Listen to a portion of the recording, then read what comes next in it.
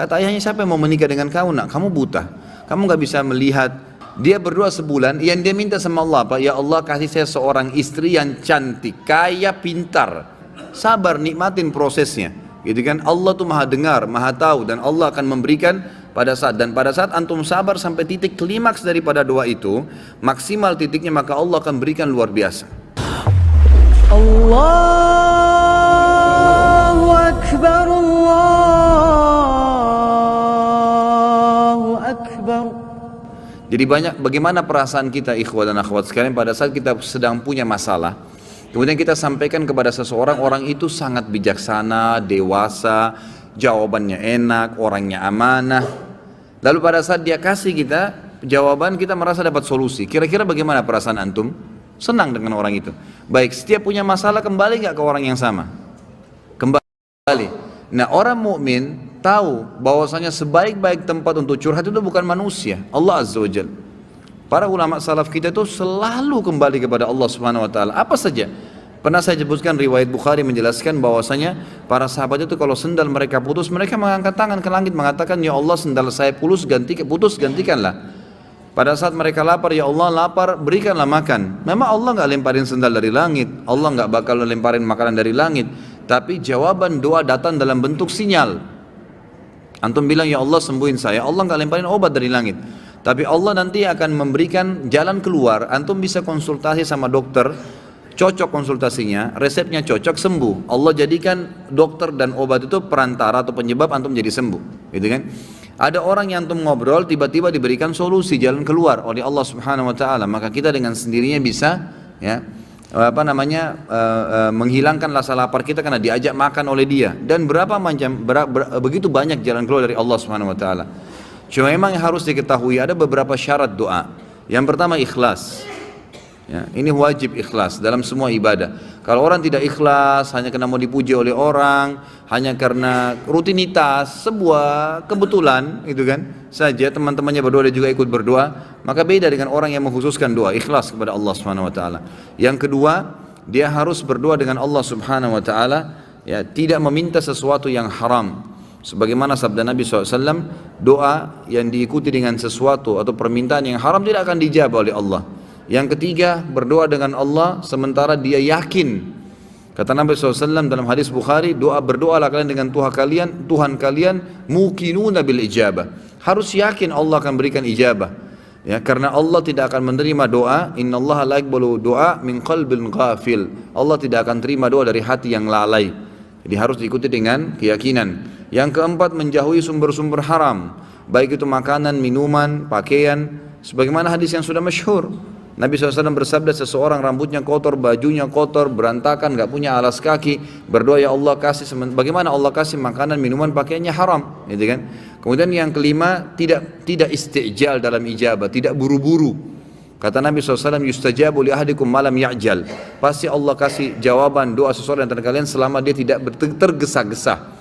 Kata para sahabat, wa kaifa ya'jal ya Rasulullah, bagaimana cirinya orang yang tergesa-gesa? Kata Nabi SAW, yaqulu da'autu walam yustajabu li fatarakat doa. Dia bilang, saya sudah berdoa tapi Allah belum kasih, lalu dia tinggalkan doa. Sementara doa itu punya batas sesuai dengan kadar bobot doanya.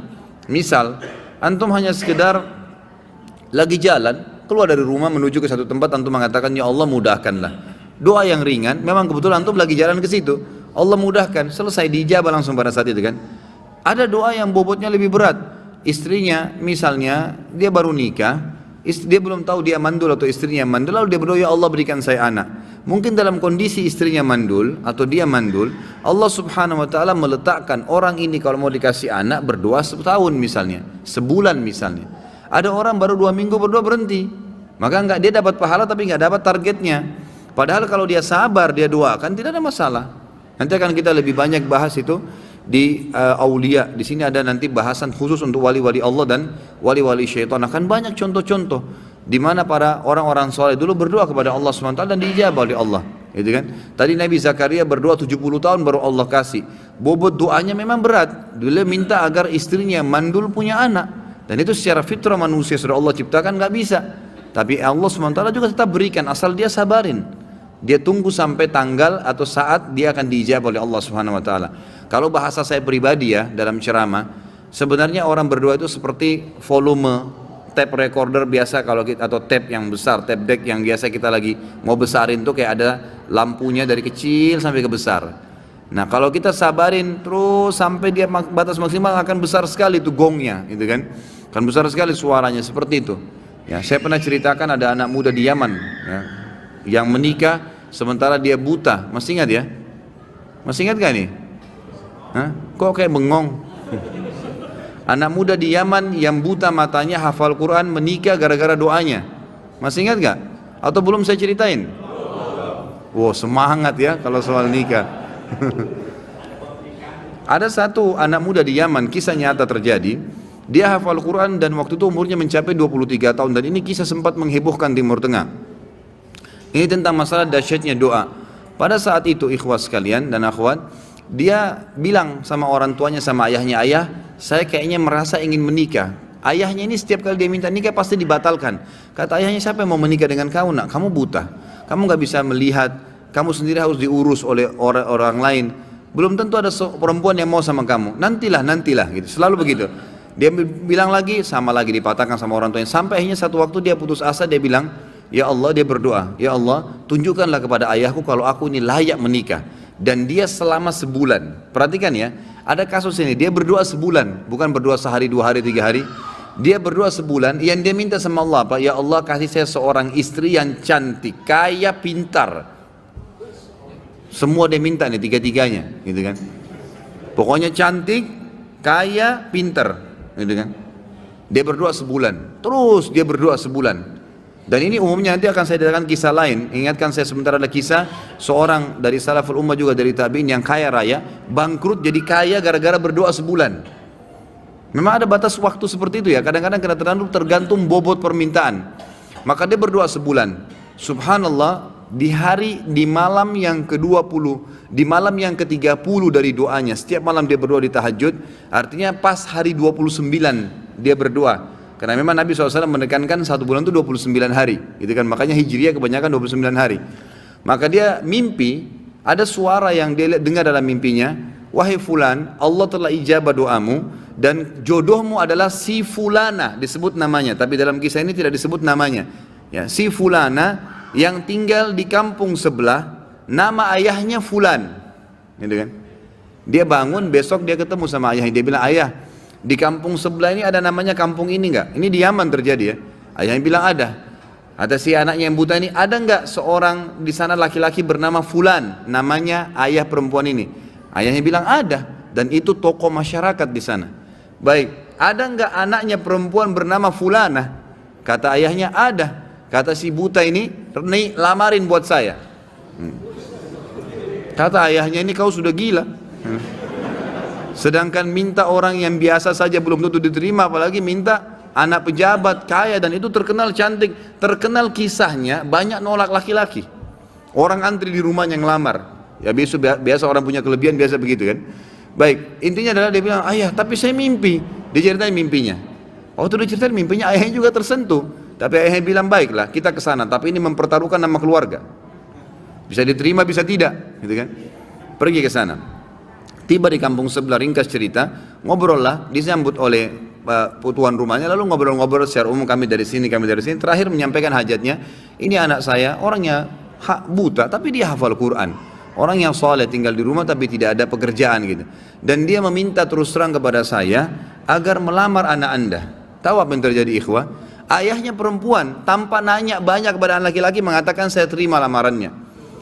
Ditanya sama ayahnya si laki-laki ini, sama si laki-laki juga, ayahnya terutama yang tanya, kok kenapa anda langsung menerima, belum tanya anak saya, belum tanya kegiatan sehari-harinya apa? Kata ayahnya ini, yang calon mertuanya, saya tadi malam mimpi mendengarkan suara bahwasanya besok akan datang seseorang bernama fulan dari kampung sebelah, buta matanya, hafal Quran, terima lamarannya. Mimpi nih, kan itu. Tapi sebulan berdoa, antum baru 2 minggu sudah kempes, gitu. Makanya nggak dapat, gitu kan. Kemudian kata ayahnya, saya terima lamarannya, tapi saya belum bicara sama anak perempuan saya.